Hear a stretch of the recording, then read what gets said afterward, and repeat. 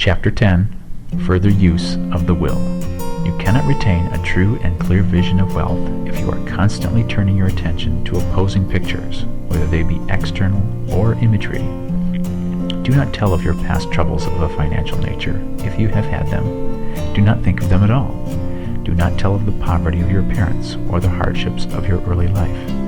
To do any of these things is to mentally class yourself with the poor for the time being, and it will certainly check the movement of things in your direction. Let the dead bury their dead, as Jesus said. Put poverty and all things that pertain to poverty completely behind you. You have accepted a certain theory of the universe as being correct, and are resting all your hopes of happiness on its being correct. And what can you gain by giving heed to conflicting theories? Do not read religious books which tell you that the world is soon coming to an end, and do not read the writings of muckrakers and pessimistic philosophers who tell you that it is going to the devil. The world is not going to the devil. It is going to God. It is wonderful becoming. True, there may be a good many things in existing conditions which are disagreeable. What is the use of studying them when they are certainly passing away, and when the study of them only tends to check their passing and keep them with us? Why give time and attention to things which are being removed by evolutionary growth, when you can hasten their removal only by promoting the evolutionary growth as far as your part of it goes? No matter how horrible in seeming may be the conditions in certain countries, sections, or places, you waste your time and destroy your own chances by considering them. You should interest yourself in the world's becoming rich. Think of the riches the world is coming into, instead of the poverty it is growing out of, and bear in mind that the only way in which you can assist the world in growing rich is by growing rich yourself through the creative method, not the competitive one. Give your attention wholly to riches, ignore poverty. Whenever you think or speak of those who are poor, think and speak of them as those who are becoming rich, as those who are to be congratulated rather than pitied. Then they and others will catch the inspiration and begin to search for the way out. Because I say that you are to give your whole time and mind and thought to riches, it does not follow that you are to be sordid or mean. To become really rich is the noblest aim you can have in life, for it includes everything else. On the competitive plane, the struggle to get rich is a godless scramble for power over other men. But when we come into the creative mind, all this is changed. All that is possible in the way of greatness and soul unfoldment, of service and lofty endeavor, comes by way of getting rich. All is made possible by the use of things. If you lack for physical health, you will find that the attainment of it is conditional on your getting rich.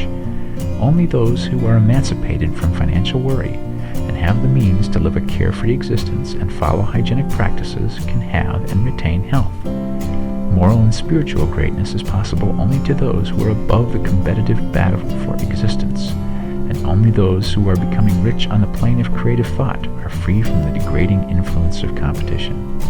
If your heart is set on domestic happiness, remember that love flourishes best where there is refinement, a high level of thought, and freedom from corrupting influences. And these are to be found only where riches are attained by the exercise of creative thought, without strife or rivalry. You can aim at nothing so great or noble, I repeat, as to become rich, and you must fix your attention upon your mental pictures of rich, to the exclusion of all that may tend to dim or obscure that vision. You must learn to see the underlying truth in all things. You must see beneath all seemingly wrong conditions the great one life ever moving forward towards fuller expression and more complete happiness. It is the truth that there is no such thing as poverty, that there is only wealth. Some people remain in poverty because they are ignorant of the fact that there is wealth for them, and these can best be taught by showing them the way to affluence in your own person and practice. Others are poor because, while they feel that there is a way out, they are too intellectually indolent to put forth the mental effort necessary to find that way and by travel it. And for these, the very best thing you can do is to arouse their desire by showing them the happiness that comes from being rightly rich. Others still are poor because, while they have some notion of science, they have become so swamped and lost in the maze of metaphysical and occult theories that they do not know which road to take. They try a mixture of many systems and fail in all. For these, again, the very best thing to do is show the right way in your own person and practice. An ounce of doing things is worth a pound of theorizing. The very best thing you can do for the whole world is to make the most of yourself. You can serve God and man in no more effective way than by getting rich.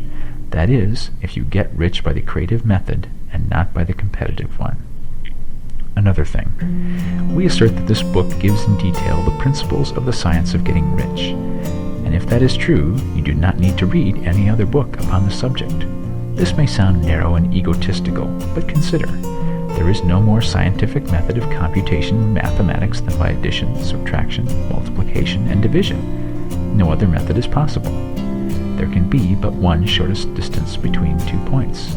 There is only one way to think scientifically, and that is to think in the way that leads by the most direct and simple route to the goal. No man has yet formulated a briefer or less complex system than the one set forth herein. It has been stripped of all non-essentials. When you commence on this, lay aside all others, put them out of your mind altogether. Read this book every day. Keep it with you. Commit it to memory, and do not think about other systems and theories. If you do, you will begin to have doubts, and to be uncertain and wavering in your thought, and then you will begin to make failures. After you have made good and become rich, you may study other systems as much as you please. But until you are quite sure that you have gained what you want, do not read anything on this line but this book, unless it be the authors mentioned in the preface, and read only the most optimistic comments on the world's news, those in harmony with your picture. Also, postpone your investigations into the occult. Do not dabble in theosophy, spiritualism, or kindred studies.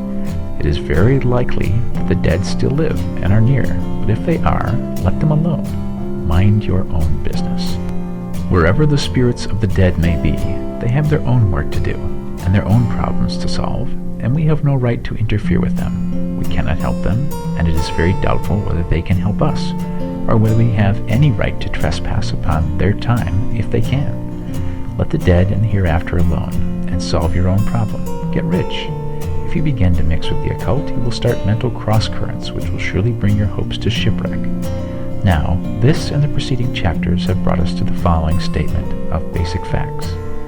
1. There is a thinking stuff from which all things are made, and which, in its original state, permeates, penetrates, and fills the interspaces of the universe. 2. A thought in this substance produces the thing that is imaged by the thought. 3. Man can form things in his thoughts, and, by impressing his thought upon formless substance, can cause the thing he thinks about to be created. 4.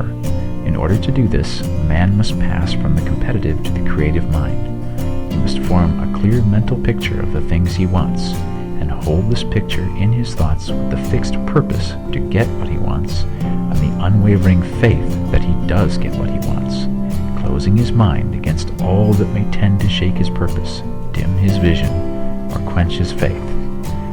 And in addition to all of this, we shall see now that he must live and act in a certain way.